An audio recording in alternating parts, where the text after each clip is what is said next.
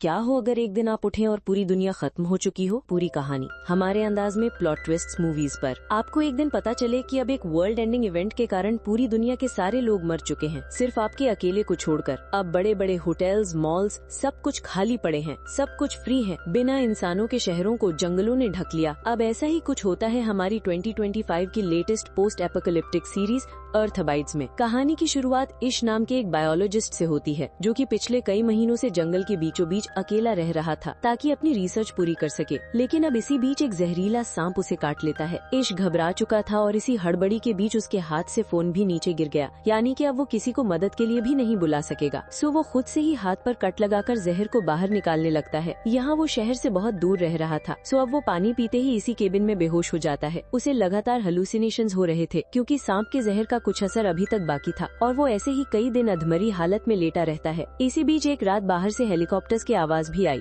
दरवाजे पर कुछ साइंटिस्ट उसे अपने साथ ले जाने आए थे। शायद से बाहर की दुनिया में कोई बड़ी इमरजेंसी आ गई थी, लेकिन अंधाइश आवाज नहीं कर पाता, और ये समझकर कि अंदर कोई भी नहीं है, वे साइंटिस्ट बाहर से ही वापस लौट गए। अब कुछ दिनों के बाद फाइनली बचे कुचे जहर का असर भी उसकी बॉडी से निकल ही गया और वो खुद को हेल्दी महसूस करने लगता है। लेकिन क्या पता कुछ जहर अभी भी बाकी हो, इसीलिए वो जल्दी से अपनी गाड़ी को स्टार्ट कर शहर वाले हॉस्पिटल में जाने लगता है। लेकिन अब शहर में जाते ही यहाँ तो सब कुछ बदला हुआ था। ईश देखता है कि यहाँ पर अब रोड्स पर कोई जिंदा इंसान नहीं है। पूरी दुनिया में तबाही फैली हुई थी। सड़कों पर हजारों गाड़ियाँ बंद पड़ी थी। उन गाड़ियों में सभी लोग मरे हुए थे। वो जल्दी से एक रोड साइन पर पड़ता है। असल में पिछले कुछ दिनों में पूरी दुनिया में एक ऐसी बीमारी फैली जिसने चंद दिनों में सारी आबादी को मार डाला। अब कोई सरकार नहीं है, ना कोई नियम कानून बचे हैं। ईश रोते हुए जल्दी से अपने घर जाने लगता है क्योंकि उसे अपने पेरेंट्स को देखना था। उसे पता भी था कि वो खुद इस बीमारी से इसलिए बच गया क्योंकि वो पिछले कई महीनों से जंगल में अकेला रह रहा था। अब घर आते हैं ईश देखता है कि यहाँ तो उसके पेरेंट्स ऑलरेडी कई दिन से मरे पड़े थे।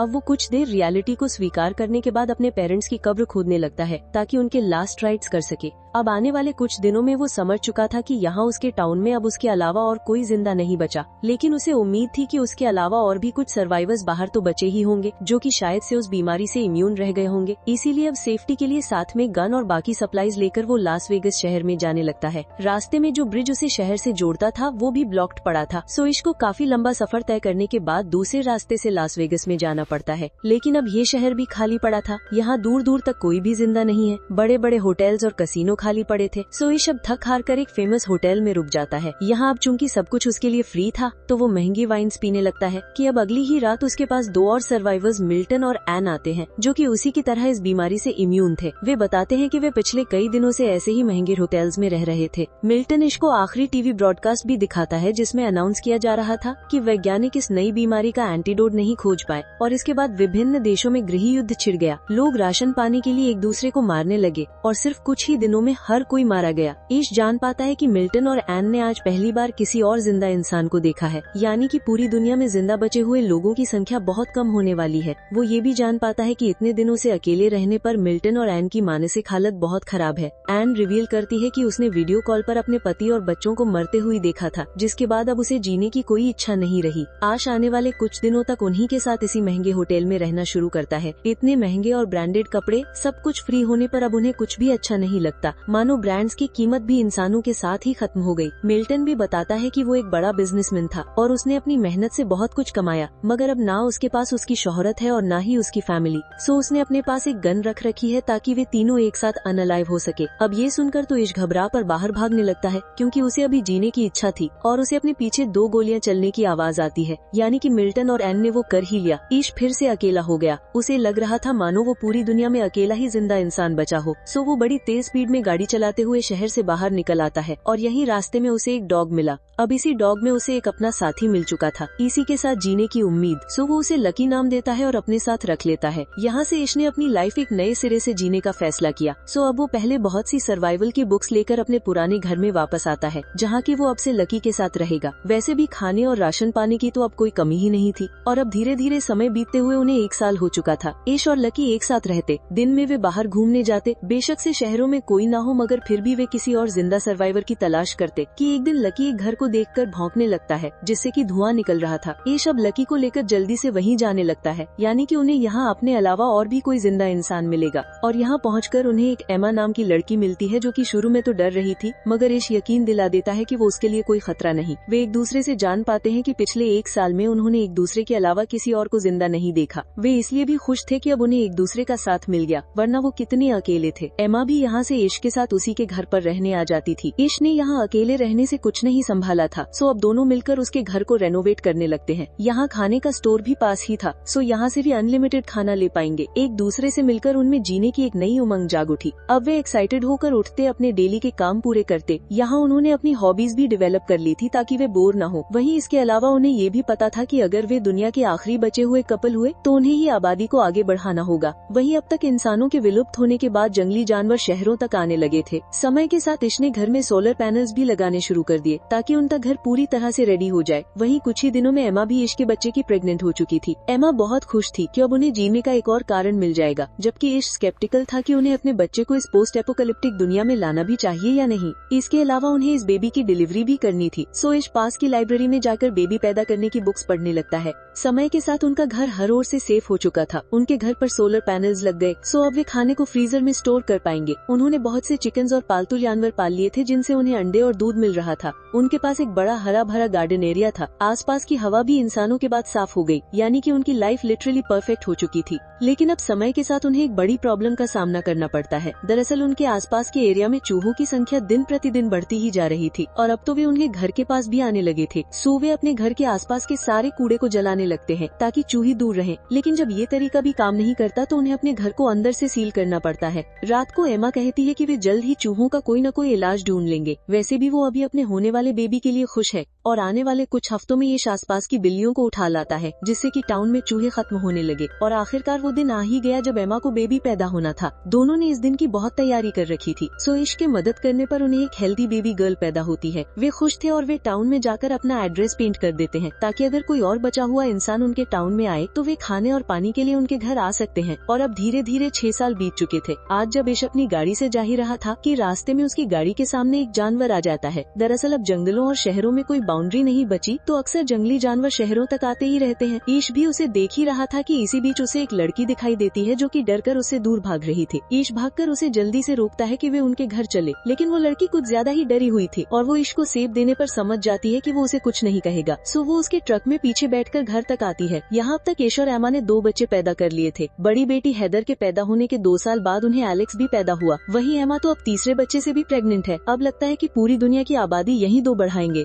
खैर, अब इसके अलावा उनके टाउन में लिखे एड्रेस के बाद 2 और सर्वाइवर्स उनके साथ रहने आ गए थे, जॉर्ज और मरीना। हालांकि वो नई लड़की अभी तक डरी हुई थी और वो ट्रक से नीचे नहीं उतरी। यहाँ बाकी सब भी ज्यादा जोर जबरदस्ती नहीं करते और वो लड़की आज की रात उसी ट्रक में ही रही। अब सुबह जब मरीना उसे खाना भी देने जाती है तो वो घबरा जाती है। सो मरीना उसे अपनी कहानी सुनाती है, कैसे वे भी एक साथ ही भटक रहे थे। फिर उन्हें ईश और एमा का एड्रेस मिला और फिर वे पिछले कई सालों से यहीं आराम से रह रहे हैं। यहाँ किसी चीज की कमी नहीं। अब उस लड़की को नहाने का कहकर मरीना उसके सामान से अजीब सी ड्राइंग्स देखती है। इसके अलावा एक लेटर भी था जिसमें कि उस लड़की का नाम ईवी लिखा हुआ था। मरीना ये लेटर सबको दिखाती है, जिसे कि ईवी की माँ ने लिखा था कि जिसे भी ईवी मिले वो उसका ध्यान रखे। दरअसल जब वो बीमारी फैली तब ईवी के पिता ने उसे फिजिकली हैरास किया था, जिसने उसके मन पर गहरा प्रभाव छोड़ दिया। इसीलिए वो हर किसी को देखकर डर जाती थी और एक दिन ईवी की माँ ने ही उसके पिता को मारकर ईवी को बाहर भगा दिया। पांचों अब ईवी को अपनी फैमिली में शामिल कर लेते हैं। जल्द ही एमा को भी तीसरा बच्चा पैदा हो चुका था, जिसका कि वे जोई नाम रखते हैं, क्योंकि उनकी फैमिली बढ़ती ही जा रही थी। अब वे 1 साल तक खुशी खुशी एक साथ रहते कि अब एक दिन उन्हें किसी के आने का सिग्नल मिलता है। सो सभी बच्चों को घर में जाने का कहकर सभी अडल्ट्स गन लेकर देखने जाते हैं कि ये कौन है। वे देखते हैं कि ये तो एक और सर्वाइवर्स का ग्रुप था जो कि टाउन में इश का एड्रेस देखकर आए थे। अब इस ग्रुप में थे मॉली, जीन, एजरा और उनका बेटा रैल्फ।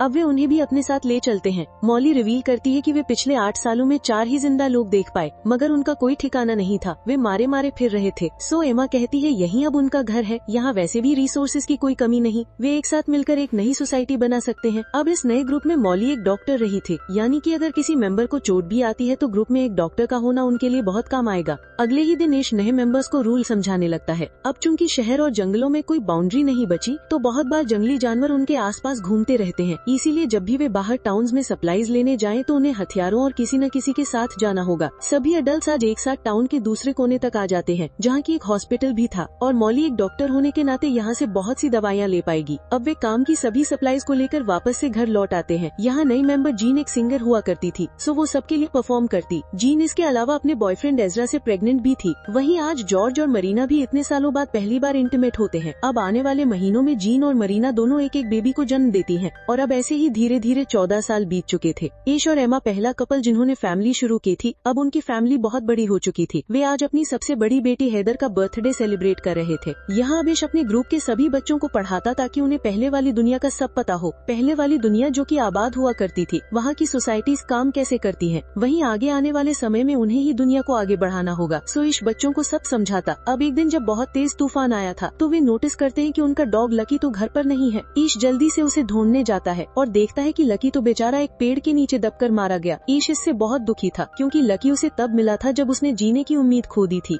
लकी एमा से भी पहले से उसके साथ था, सो वे लकी की अपने गार्डन में एक समाधि बना देते हैं। उसे ग्रुप के पहले मेंबर का दर्जा मिलता है, जिसकी वजह से उनका ये ग्रुप शुरू हो पाया। और फिर समय के साथ ईश की फैमिली के मेंबर्स बढ़ते ही रहे। अब आज जब ईश अपने बच्चों को देख ही रहा था कि एक जंगली शेर उनके घर पर घुस आता है। ईश बाकी बच्चों को बचाने के लिए उसके सामने आ गया, और जब तक बाकी लोग उसे बचाने आ पाते तब तक वो शेर इसको बुरी तरह से चीर फाड़ कर जा चुका था। डॉक्टर मोली जल्दी से बाकी लोगों के साथ इसको बचाने की कोशिश करने लगती है। फॉर्चुनेटली उनके पास सभी दवाई थी और मोली के टाइमली एक्शन लेने से वे इसकी जान बचा ही लेते हैं। एमा भी गन के साथ जाकर उस शेर को मार गिराती है ताकि वो फिर से उनकी किसी और मेंबर पर अटैक न कर दे। आने वाले कुछ हफ्तों में इश अब फिर से चलने लग गया था और अब 17 साल पूरे होते हुए बच्चे भी बड़े हो चुके हैं। इश अपने बेटे जॉय और एलेक्स को सर्वाइवल के सारे ट्रिक सिखाता। वहीं एजरा का बड़ा बेटा रैफ और इश की बड़ी बेटी हैदर एक दूसरे को पसंद करने लगे। वे अक्सर एक साथ ही रहते और वे अपनी फैमिली को कहकर अकेले बाहर की दुनिया देखने जाने का फैसला करते हैं। बाकी लोगों को भी पता था कि उन्हें आपस में ही आबादी बढ़ानी होगी, सो इसे किसी को एतराज नहीं होता और वे दोनों को गाड़ी में वेपन्स और राशन पानी देकर दुनिया घूमने के लिए भेज देते हैं। लेकिन अब आने वाले समय में उन्हें पानी की कमी पड़ने लगती है और पास की ही डैम पर जाकर उन्हें देखने मिलता है कि उनका सारा पानी खत्म हो रहा था। दरअसल इंसान अचानक से विलुप्त होने से मौसम का प्रोसेस बिल्कुल बदल गया, जिस कारण अब पिछले कई महीनों से बारिश नहीं हुई थी। यानी कि ग्रुप के पास पानी को लेकर बड़ी प्रॉब्लम खड़ी हो जाएगी कि तभी उन्हें 2 और गाड़ियां अपनी ओर आते हुए नजर आती हैं, यानी कि और भी सर्वाइवर्स। सोप जल्दी से अपने घर आकर सबको सतर्क करते हैं। क्या पता ये नए सर्वाइवर्स खतरनाक हों और उनसे उनका घर छीनने आए हों। दरअसल ये ग्रुप चार्ली का था और वो रिवील करता है कि वे यहाँ पर ऑयल का सौदा करने आए हैं। दरअसल उनके पास एक ड्रिल मशीन थी जिसे कि वे जमीन में ड्रिल कर इश ग्रुप के लिए हैंड पंप लगा देंगे और उन्हें पानी मिलता रहेगा। लेकिन इसके बदले में उन्हें उनका सारा ऑयल चाहिए ताकि वे यहाँ से ड्राइव कर 500 मील आगे दूसरे हिस्सों में जा सकें। अब इश के ग्रुप के पास वैसे भी पानी की कमी थी तो वे इस ऑफर को मान जाते हैं। वैसे भी वे ऑयल का क्या ही करेंगे। सो इश के कहने पर अब चार्ली के ग्रुप के लोग एक जगह पर ड्रिल करना शुरू कर देते हैं। इस प्रोसेस में वैसे भी कई दिन लगने वाले थे, तो तब तक चार्ली का ग्रुप उनकी वैन्स में ही रहेगा।